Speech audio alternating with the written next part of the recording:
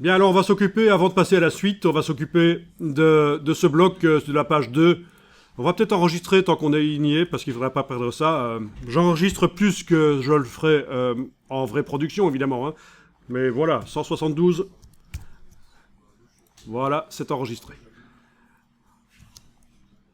Alors, les blocs, là, je repasse en affichage normal, et les blocs, on a deux blocs indépendants, c'est OK. C'est une manière de faire. On aurait pu avoir un bloc avec deux colonnes définies dedans. C'est une autre manière de faire. Donc, ce qu'on va pouvoir faire ici, c'est éventuellement supprimer le bloc de droite et agrandir le bloc de gauche pour qu'il occupe plus d'espace. Donc, je vous suggère avec la flèche noire de cliquer sur le bloc de droite et d'enfoncer la touche suppression. Voilà, il est supprimé. Ensuite, on clique sur le bloc de gauche, on prend la poignée et on va la bouger pour agrandir ça, pour avoir une large colonne. Voilà. Au niveau de la typographie, c'est beaucoup mieux. Parce qu'avant, et là je viens une fois, deux fois en arrière, ne le faites pas évidemment, c'est pour vous montrer qu'on avait de la justification. Le texte colle de chaque côté. Le texte colle de chaque côté de la colonne. Et pour arriver à ne pas couper les mots, parce que je pense qu'on n'a pas demandé, on n'a demandé jamais deux césures de coupure de mots consécutives, et donc il est obligé d'écraser les lettres comme ça, ou de les écarter à certaines lignes, ça se voit, c'est un peu foireux. Donc il n'y a pas assez de souplesse. Pourtant, de la souplesse, on en avait donné pour ce paragraphe, ce style de paragraphe. Ne faites rien, je vous montre menu texte, style de paragraphe.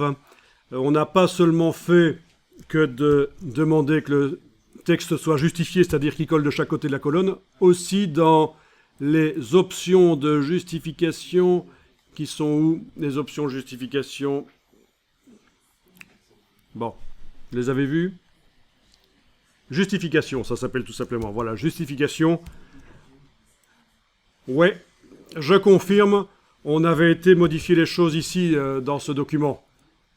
On avait fait varier l'espace intermot. À l'origine, dans InDesign, c'était 100%. Donc, on a indiqué à InDesign, pour arriver à justifier le texte, à le faire coller de chaque côté de la colonne, tu peux faire varier les espaces entre les mots de 80 à 133. Tu peux mettre à échelle les caractères de 90 à 110. Tu peux faire varier l'interlettrage de moins 10 à 10. Donc, je pense que ces valeurs-ci étaient là d'origine dans InDesign. 80, 100 et 133, c'est ceci qui a été modifié. Moins 10, 10... 90, 110, tout ça, ça n'y était pas à l'origine. Tout ça pour vous dire que, malgré que on avait fait ça pour que la justification soit visuellement correcte, c'était foireux. Donc, je recommence l'opération que je vous ai demandé de faire. C'était avec la flèche noire, sélectionner le bloc de droite. Avec la flèche noire, sélectionner le bloc de gauche. Oui, donc le supprimer, évidemment, le bloc de droite, la touche suppression. Puis le bloc de gauche, ramener ici. Voilà. Ok, parfait. Alors, on a deux images ici. Ce document, je vous l'ai dit, était un document horizontal à l'origine. A4 horizontal. Il a été transformé en un fichier format de document, en un format lettre vertical. InDesign a réussi à repositionner les éléments parce qu'on a utilisé, pour faire ça, l'option ajuster la mise en page. C'est par ici que ça s'est fait, on a choisi le nouveau format, on a choisi, on avait enclenché ceci, ajusté automatiquement les marges, la taille de police, le contenu verrouillé, blablabla. Voilà, donc c'est assez génial, on peut changer un document d'un format à l'autre, on n'est pas coincé, si vous démarrez d'un document, vous n'êtes pas coincé dans ce format-là, mais le problème c'est que on se retrouve avec des espacements entre les images ici et le texte, visuellement, je ne sais pas si vous le sentez, parce que bon... C'est de la composition, mais c'est un peu foireux, les images aussi près du texte, non? Bon, alors ce qu'on va faire ici, ben, les images, elles sont sur le même calque, images et texte, celui sur lequel on est en train de travailler et qui est déverrouillé. Donc ce qu'on va faire, c'est peut-être les redimensionner ou les repositionner. Bon, je vais essayer de les redimensionner. Vous pouvez éventuellement faire ceci, sélectionner les deux images. Vous englobez les deux images avec la flèche noire, ou alors vous faites clic, majuscule clic. Les deux images sont sélectionnées. On va aller ici, dans les références. Vous avez tous la barre contrôle que j'ai ici. Si vous ne la voyez pas, c'est dans le menu fenêtre contrôle, il faut la demander. La barre contrôle vous montre des raccourcis de choses qui se trouvent dans les palettes. Ce que je vais utiliser ici dans la barre contrôle, ce sont les points de référence. Et c'est quelque chose qui se trouve en réalité dans menu fenêtre, objet, mise en page, transformation. Voilà. Mais c'est très rare quand on va aller voir la palette de transformation, puisque la palette de contrôle vous montre un raccourci. En fonction de ce que vous avez sélectionné, il vous montre. Mais je vous montre juste que c'est de là que ça vient. La barre contrôle, là, c'est juste des choses qui se trouvent dans les palettes et qui sont montrées. Alors on va indiquer que la partie de l'image qui ne va pas bouger, la partie des images sélectionnées qui ne vont pas bouger, c'est la partie de gauche.